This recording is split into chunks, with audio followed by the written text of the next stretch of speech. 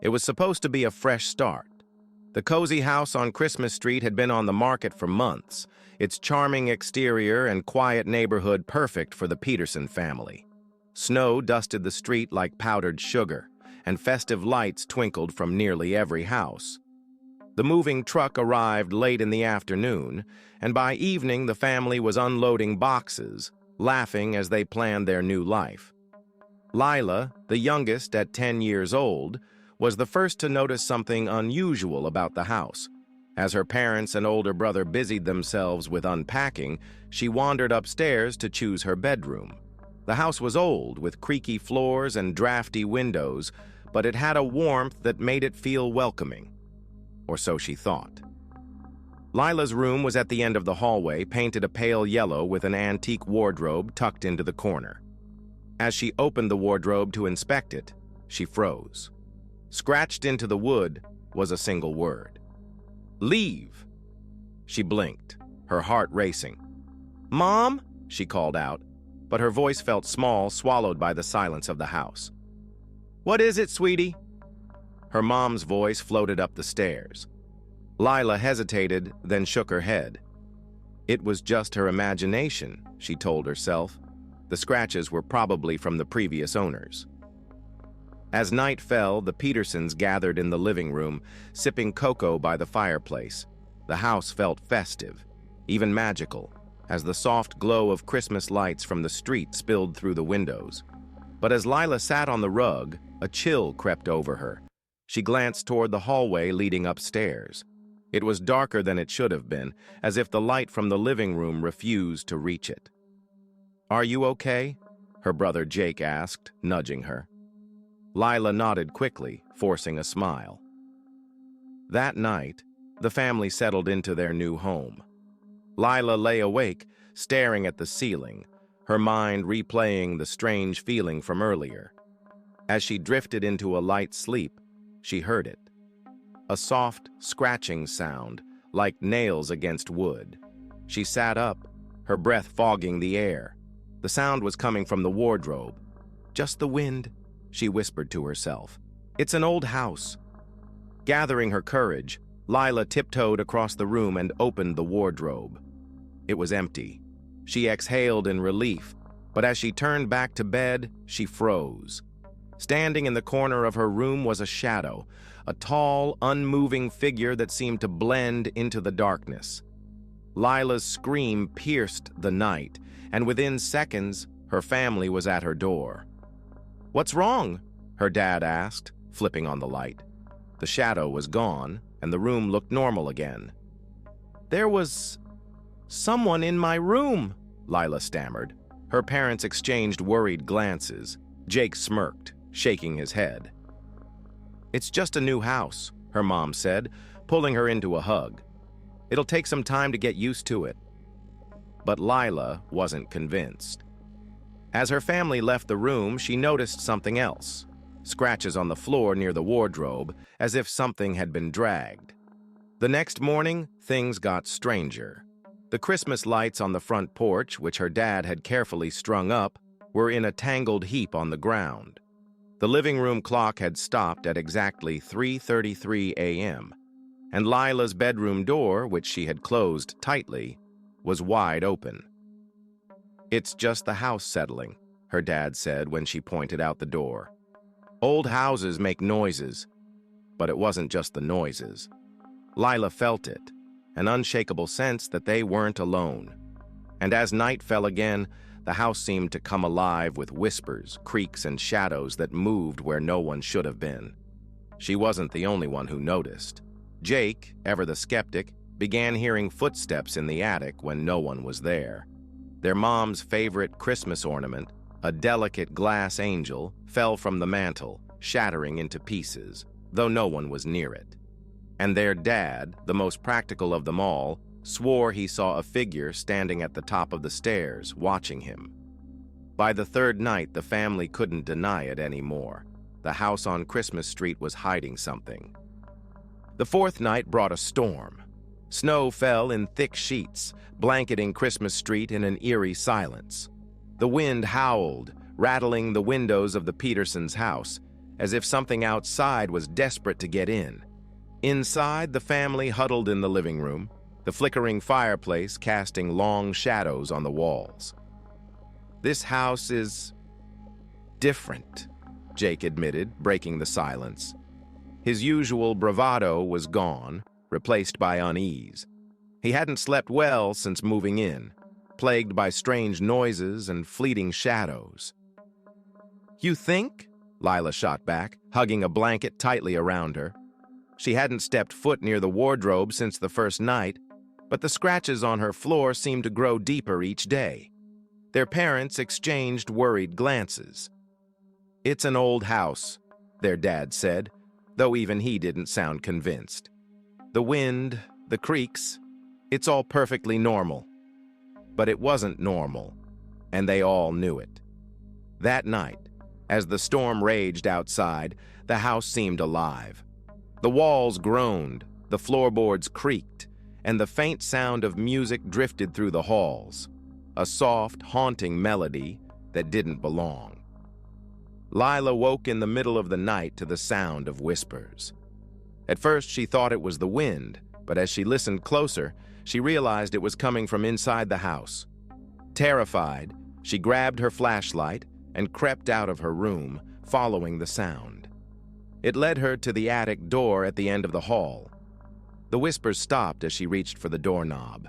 For a moment, she considered turning back, but a sudden knock from the other side of the door made her freeze. She stood there, paralyzed, as the door creaked open on its own. Inside, the attic was cold and dark. Her flashlight beam cut through the gloom, revealing old trunks, dusty furniture, and forgotten Christmas decorations. The air was thick, heavy, as though it hadn't been disturbed in decades, but there was something else. Scratches on the floor, like the ones in her bedroom, leading to a far corner of the attic. Lila stepped closer, her heart pounding. The scratches ended at a large wooden chest, its lid slightly ajar. As she reached for it, a voice behind her made her jump. "What are you doing up here?" It was Jake, his face pale as he held up his phone for light. "I heard something," Lila whispered. "There's something in here." Jake rolled his eyes but stepped closer, peering into the chest. Inside were old photographs, brittle and yellowed with age. They showed a family, parents and 2 children, standing in front of the house. But their faces were blurred, as if the camera had failed to capture them fully.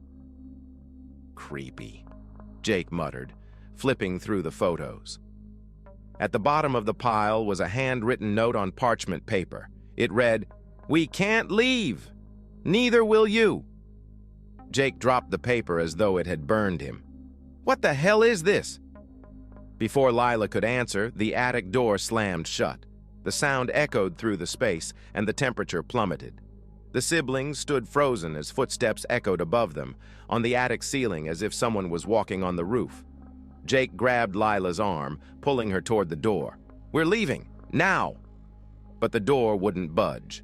Jake yanked on the handle, his strength useless against the unseen force holding it shut.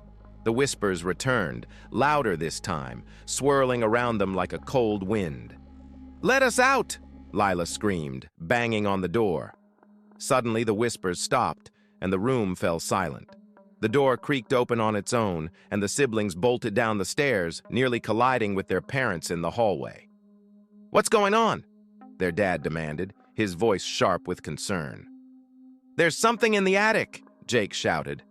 "This house isn't normal." Their mom's face paled. "The attic?" she whispered. "We don't go in the attic." "What do you mean?" Jake asked.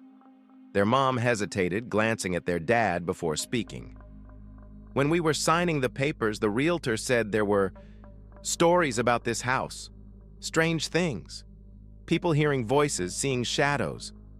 But we didn't believe them." "Why didn't you tell us?" Lila cried. "We didn't think it was real," their dad said defensively. "It's just an old house." But it wasn't just an old house. The Petersons spent the rest of the night in the living room, too scared to return to their rooms. The whispers stayed silent, but the house creaked and groaned as if mocking them. The next morning, they discovered something chilling. Written in frost on the living room window were the words, "Leave now." But the driveway was buried under snow, their car's engine refusing to start. They were trapped, and whatever was in the house wasn't done with them yet. The storm continued to rage as the Peterson family sat huddled in the living room. The air was thick with fear, each creak of the old house setting their nerves on edge. The words etched in frost on the window, "Leave now," were a chilling reminder that they were unwelcome guests. "Why didn't we listen?" Lila whispered, clutching a blanket tightly around her. She couldn't shake the image of the strange photos in the attic or the scratches that seemed to lead to nowhere. "We're leaving tomorrow," their dad said firmly, though the worry in his eyes betrayed his resolve. First light. Jake paced the room, his frustration boiling over. "What if we don't make it through the night? That thing, whatever it is, wants us out. Or worse." The room fell silent as his words hung heavy in the air. Lila glanced toward the darkened hallway that led to the stairs. It seemed to pulse with an unnatural energy, daring them to investigate.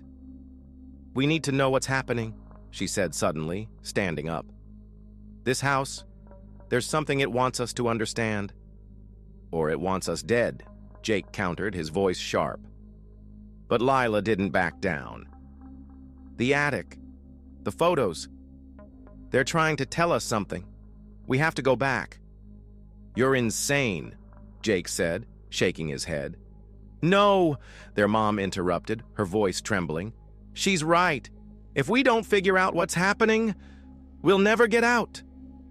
Their dad sighed, rubbing his temples. "Fine. But we stay together."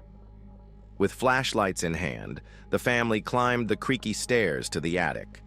The air grew colder with each step, their breaths fogging as they reached the door. It swung open on its own, revealing the dark, cluttered space beyond. The chest was still there, its contents undisturbed.